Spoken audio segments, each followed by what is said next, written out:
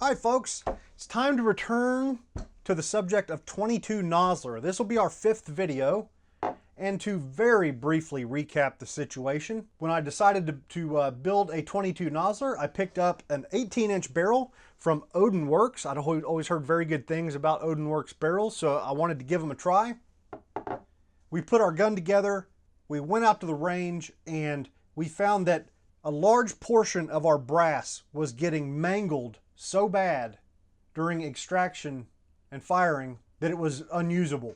We tried very light loads, so it doesn't seem to be pressure related, so we suspected the barrel. I ended up polishing up the chamber just a touch to get rid of some tooling marks and stuff. Thought that the chamber just might not be releasing the brass freely and, you know, causing that rim to get damage on the way out. We polished it up and that didn't really help the situation.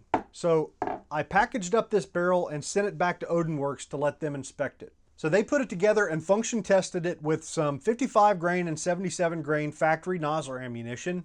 They took all their measurements and stuff. They did say, you know, the chamber was larger by a touch, but it was, you know, explained by the polishing job I had done. So they had no issues with function and extraction, and they said that the brass looked normal, you know, what they have come to expect and what Nosler says should be expected. And they even sent me a picture. So after seeing this good brass, I immediately ordered another barrel because, so we're at a point where I think it's clear this is a garbage cartridge and the blame probably lies on Nosler. But unless I test in another barrel, I don't feel comfortable saying that yet. So that's a preliminary opinion. Today, I want to try out the second barrel. I went with the cheapest option I could find, which is the AR Stoner barrel from Midway USA. It is also an 18-inch barrel. Very nice, stainless steel, got some fluting going on in there. Yeah, I probably should have taken some pictures before I installed it, but it is what it is. I also picked up some factory ammo. This is the 77 grain custom competition factory ammo from Nosler. So we're going to try this stuff in our AR Stoner barrel today. If you watched the last video where we shot some loads with the 69 grain Match King, we were, you know, looking for some accuracy. We got outstanding accuracy with our Odin Works barrel and this bullet. We had very disappointing results with the Nosler bullets we had been shooting, so we switched over to a known good bullet in the Sierra.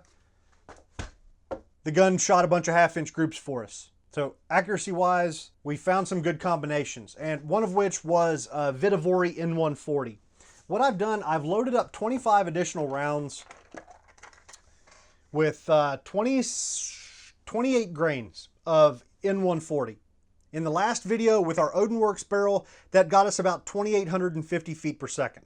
So these are still pretty low velocity for what I would expect out of this cartridge in a 69 grain bullet. I mean, if we look at the 77 grain, the back of the box here, they have 18-inch barrel numbers, and they showed 2,950 feet per second with this 77 grain bullet. So 2,850 in a 69 grain bullet with an appropriate powder. It shouldn't be over pressure. Now, it mangled brass in the last video, so we'll see what it does here today. Using Winchester primers, I'm using the same overall length we used in the last video at 2.315 inches. I did test the maximum overall length, you know, before we hit the lands in the new AR Stoner barrel, and it's about 4 thousandths shorter than the Odin Works was, I think. So they're very close, and at 2.315 inches of overall length, we've still got, you know, plenty of room there. No danger of hitting the lands and possibly causing function issues. So that's pretty much it. I want to jump straight out to the range. I don't want to waste another minute making videos about this cartridge until we can see whether, you know, how this other barrel is going to perform. So the hand loads are already loaded up. We've got our factory ammo. Really quick before we hit the range though, I do want to mention that there is a solution to this problem. And as I made these videos and more people with experience with 22 Nosler chimed in, what I'm seeing is not that far out of the ordinary. And the solution people are using is switching to a 6.8 SPC bolt and using brass for 6mm Hager. I think, hang on. Yes, 6mm Hager. I don't know, whatever. But it fits the 6.8 SPC bolt face. You just run them through your 22 Nosler dies and apparently you're in good shape. And now you're not dealing with this crazy rebated rim, and it gets rid of these brass mangling issues that everybody seems to be experiencing. Apparently you don't get quite as much case capacity as you do with actual 22 Nosler brass, but at least you get brass that you can reload.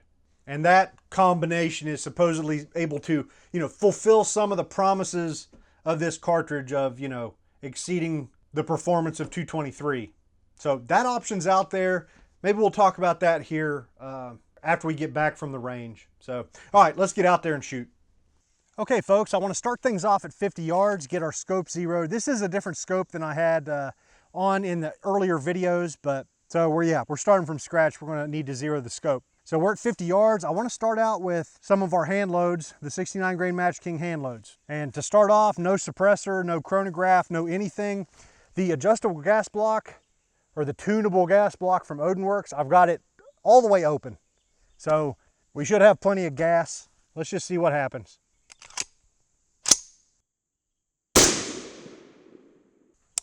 Okay, safety on.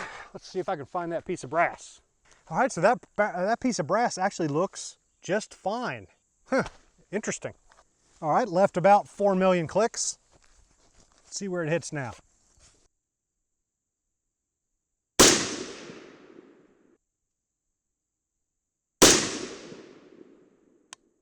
Okay, right about a minute, and probably down about 2 minutes.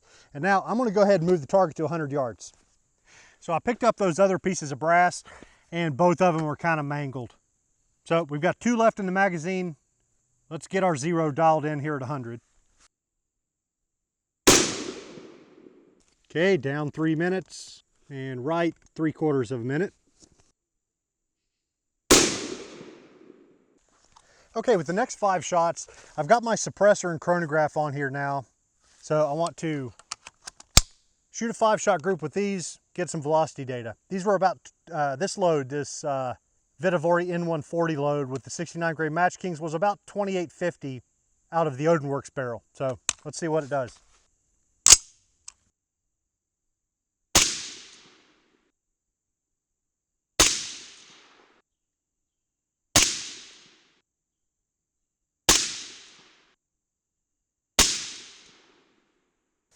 All right, 2824 with a 4.4 feet per second standard deviation. That's not bad. Just a touch slower than the Odinworks barrel was, but the Odinworks barrel had been broken in by the time we were taking that measurement, so this guy might pick up a little bit as it breaks in a bit, but pretty darn close to one another. I want to shoot one more group with this load before we move on to the factory ammo. So 5 rounds, no suppressor, see what it does.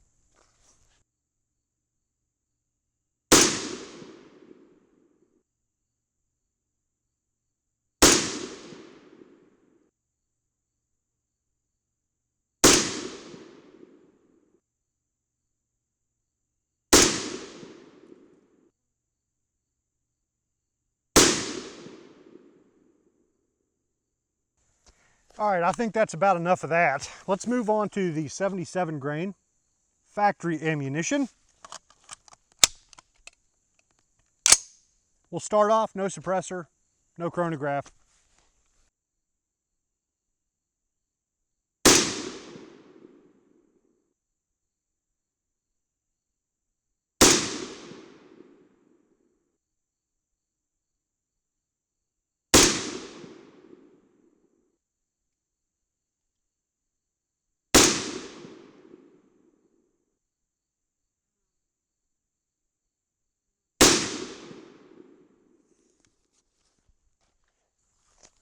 Okay, yep, that was more mangled brass. So now, here's with the chronograph and suppressor. This is probably going to be our last 5 rounds. I don't know how much more I can take.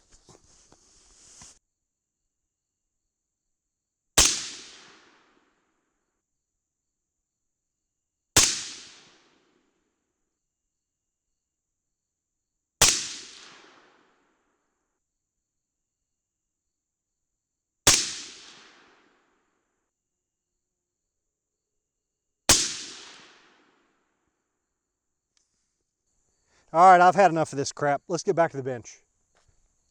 All right, folks, let's start out with a look at the brass. This is what it's all about. These first 3 rows here are the hand loads. And yeah, there's a particularly nice one right there.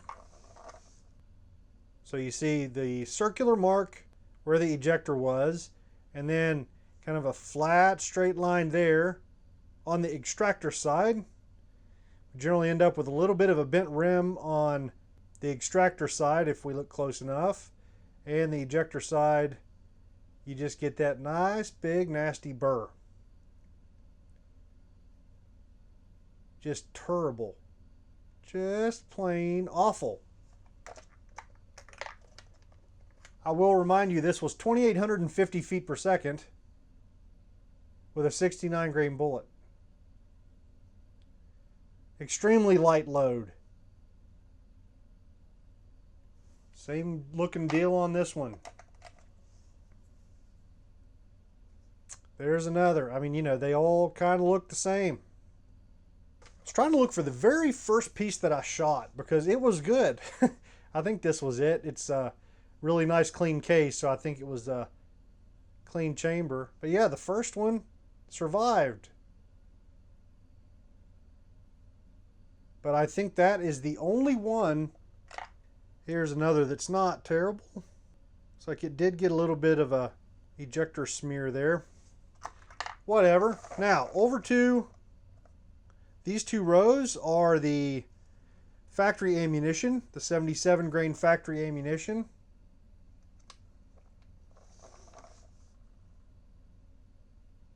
They are just as bad or worse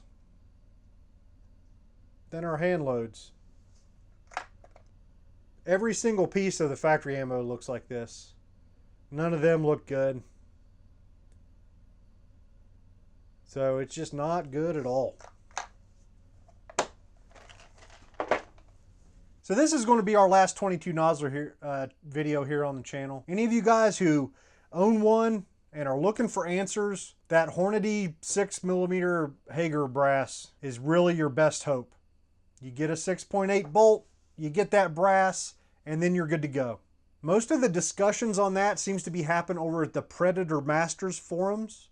I'll leave a link in the description where you can go over and see and read about some of the people having success. They've actually renamed the cartridge the 22 Nosgar when they used the Hager brass. So there's an option out there, and it does leave you with a platform that's able to beat 223 and 5.56. It's just probably not what you intended when you first bought your upper or your barrel.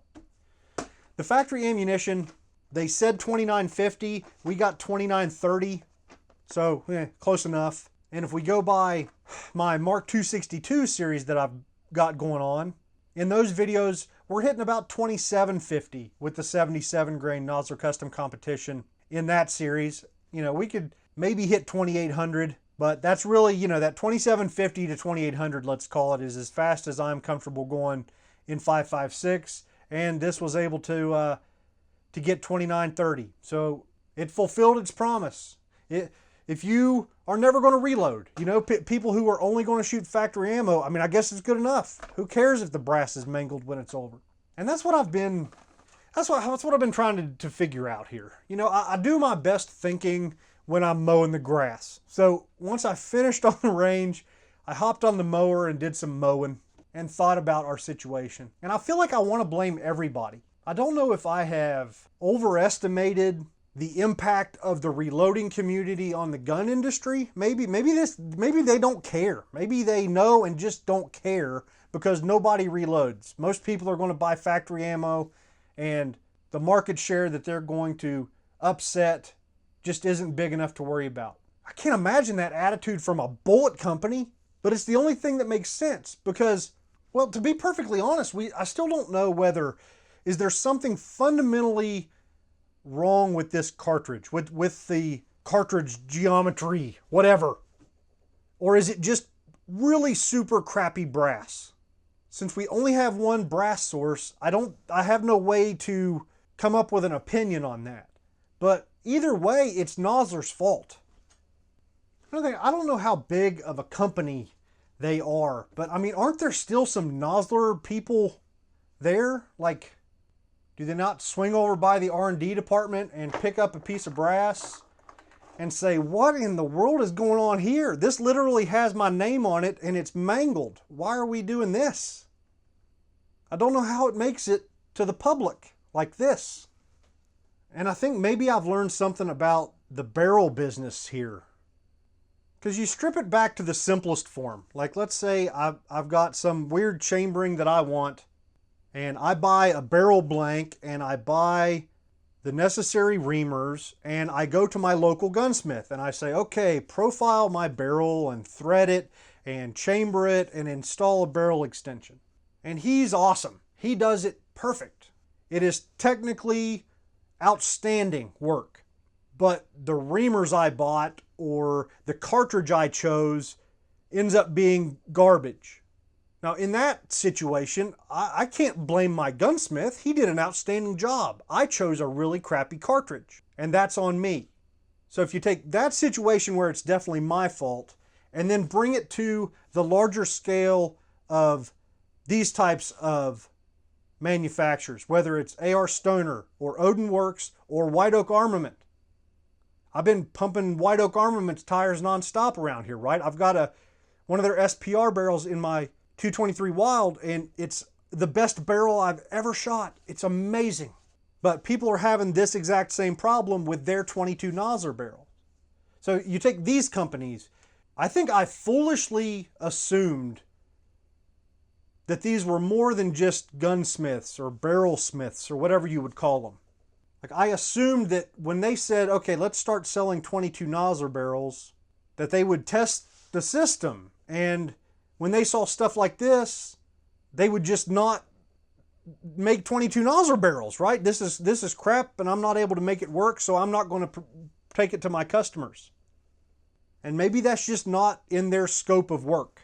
Nosler made the cartridge, it's SAMI approved, there are prints, there are guidelines on how to make it, and they make it. And you bought it because that's what you wanted. And if it's garbage, that's on you. I think that's the way I'm going to approach buying barrels from now on, I think. If I see that, Billy Bob's Barrel Emporium is now selling 6.5 Grendel barrels and I'm looking for a 6.5 Grendel, I'm not going to assume that they've done their own little bit of in-house R&D to make sure that it's just right and that they've got just the right bolt that's going to work really well and they've got the gas port diameter just right so that it runs well. I'm going to assume they just made it to spec and that anything beyond that is seen as outside of their scope, I guess. Because if I don't do that, then I need to assume that all three of these companies are putting out crap on purpose, knowing it's crap, not giving a warning.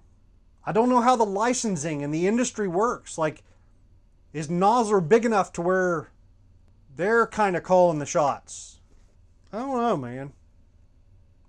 And the other thing I don't understand is I don't understand how it would be cost effective to do in-house R&D and come up with this abomination instead of just picking one of the really excellent Wildcats that are out there for the AR platform.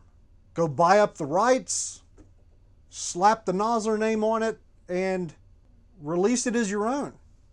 Do it right. I mean, you've already got an existing fan base for the cartridge and a foundation of experience and information that's out there. A lot of these excellent Wildcats out there, that's all they need is a little bit of backing and the money to get them out there on the market. Like, it seems like that would be a heck of a lot better way to go that would fulfill the needs of your customers that are looking for better performance instead of screwing them out of money. What a waste.